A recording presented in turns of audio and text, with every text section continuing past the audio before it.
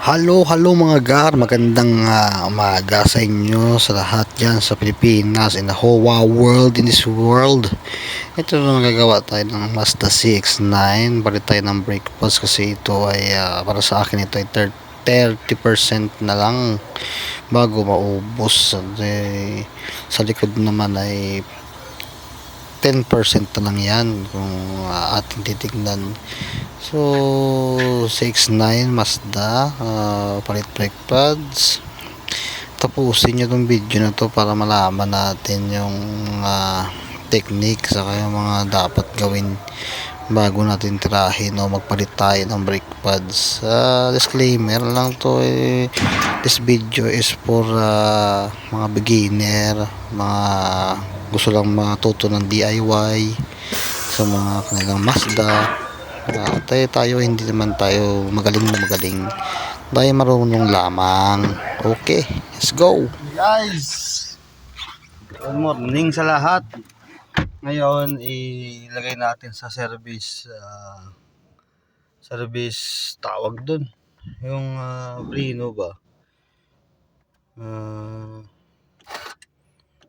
set natin sa service tong ang tawag dyan, service function niya. Set natin, tawag doon service mode. Okay, testing natin kung gagana. So sabi dito para release natin yung brake. Ayun, ang gagawin lang natin, release natin yung brake, apakan natin yung accelerator, mari tatlong, tapos 1, 2, 3. Yun, ayan na, yung range lumabas na. Yellow sign na parking brake, yan na yung service mode. Ang process niyan ay release nyo muna yung parking brake. Pagkatapos i-press nyo yung accelerator na naka-hold. Then habang naka-hold kayo dun sa pag-press ng accelerator, i-press down nyo rin yung parking brake down, naka-hold din. So naka-hold na yung accelerator saka yung parking brake. Pagka naka-hold na, i-press nyo yung start button ng 3 times ng sunod-sunod. Then iikot na yung electronic parking brake motor. Yun na yung process. Ngayon, pwede na tayo magsimula magbaklas ng mga brake pads, brake caliper, saka ng rotor disc. Kasi yung rotor disc ipapa-resurface natin para walang aberya, saka walang iwas tayo sa vibration pagka nagkabit tayo ng bagong brake pads.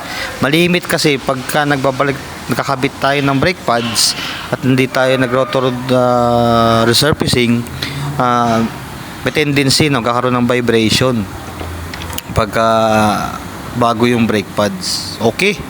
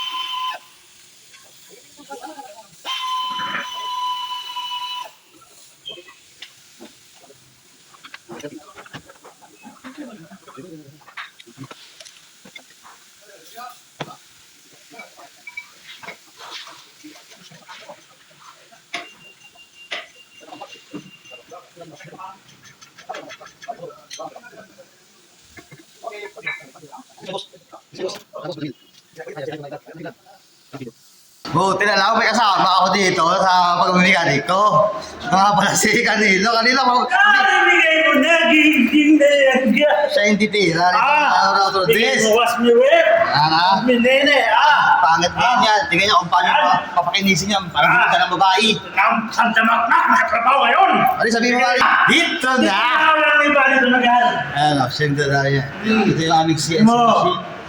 Papakinisin niyo ito, buddy. Yan. Ice cream. Parang ganyan. Yummy. Ha? Silang bahala dyan. Akin yan. Geng-geng mo na yan, bud. Ice cream yummy. Ice cream good. Ito naman si Awad. Gulong na ng gulong. Hi, Awad, hi. Ayan, trabaho kami. Bali, isang... Bigay mo na. Bigay mo na. Bigay mo na. Gingging. Balik tayo sa trabaho natin dito sa sasakyan. So, ang kagandahan talaga, pag na-release mo na yung electronic parking motor niya, madali nang magtanggal at saka ng mga parking brake. Nalala ko pa dati nung hindi ko pa ito kabisado, kailangan ko talagang bunutin yung pinakamotor niya para ikutin mano-mano siya. So, dahil sa YouTube technology at YouTube institution, o lahat naman tayo dyan, kumakapit, di ba, sa tutorial. Natuto tayo sa mga kasama rin natin sa pagmimekaniko dito, no. Salamat din tayo ngayon, naka-record tayo ng maganda-ganda sa pagmimekaniko kasi mabait yung customer at pumayag siya na videohan ko yung bawat ng ginagawa ko dito. So, tinatanggal ko lang dito yung caliper niya para pakita sa inyo kung ano yung kagandahan pagka napaikot nyo ng maayos electronic parking motor niya. So, unting lubricant lang tayo dyan.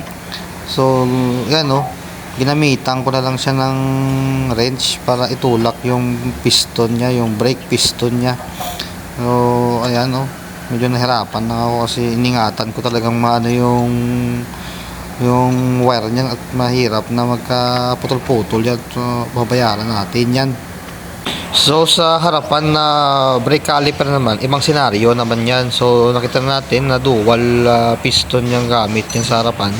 So hindi uubra yung wrench lang. So kailangan natin yan ng tinatawag na brake caliper spreader. Yan, para itulak niya yung piston ng sabay. So bilang mekaniko, meron akong nakatago dito ng diskarte na yan yan yung pinaglumaang brake pads na ubos na ng ibang sakyan. So tutulakin natin yan ng sabay ng gamit ng brake caliper spreader saka yung bakal na yun na tinatago-tago ko sa paggawa ko ng dual piston dito sa mekaniko.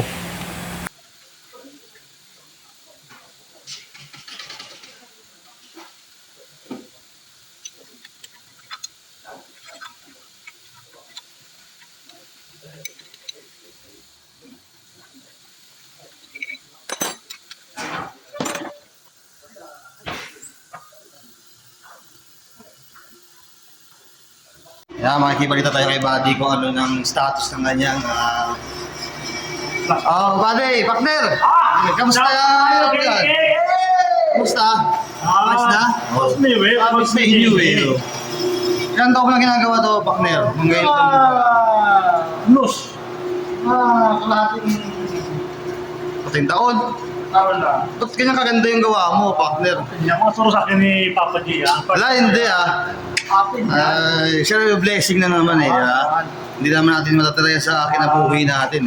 Salamat Canelo sa pag-flex sa akin. Ganoon talaga ang buhay. Kailangan natin mag-share ng mga knowledge natin at spread your knowledge nga sabi nga nila, di ba? Actually, si Canelo kasi ay ang kanyang specialist ay wheel aligner. So, 5 years siya nagtrabaho sa ibang company as a wheel aligner. Okay? Balik ko lang ng mga mabilisan yung mga rotor disc saka yung caliper and change ng brake pads tayo At patapos na tayo sa ating pagpalit ng brake pads, no. So ayan na, palit-palit na, kabit-kabit lang tayo ng mga pyesa na ating tinanggal kanina. At matatapos din tayo sa ating trabaho.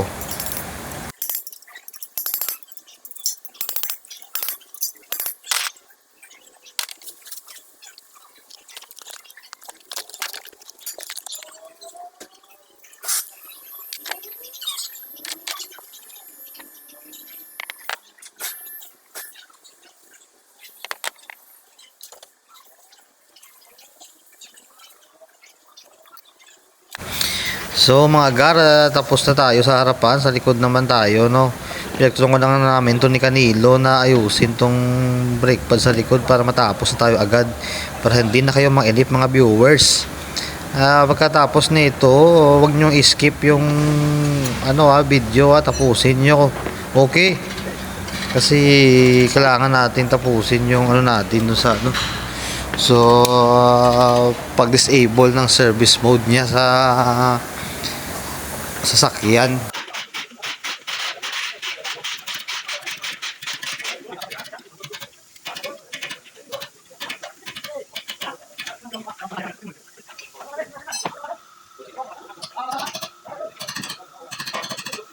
So natapos na natin ipalitan ng brake pad sa harap likod. Test naman natin yung. So ngayon malalim pa to. Super fresh na. Tapos gawin na natin yung kasi nga naiwan natin to na naka-tools. Sabihin naka-service mode pa.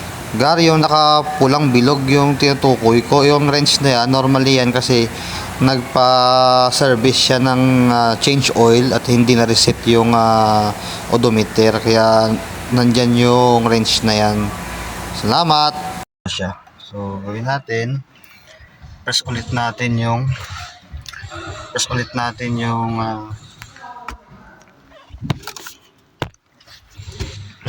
yung pedal diin, tapos dito sa awad, hawakan mo nga buddy. Sige. Ito mo nga ako, thank you Sige ka. pedal, tapos nataas natin tong lever, then press ng 1, 2, 3 pedal, naka long press ako, Okay. tapos nakataas Taas siya, yung handbrake. tapos 1, 2, 3 and balik na yun.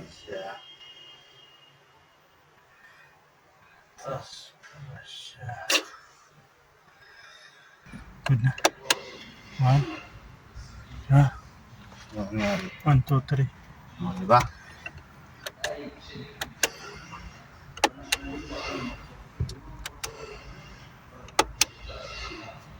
So okay na, tapos na tayo sa ating pagpapalit ng brake pads ng CX-9.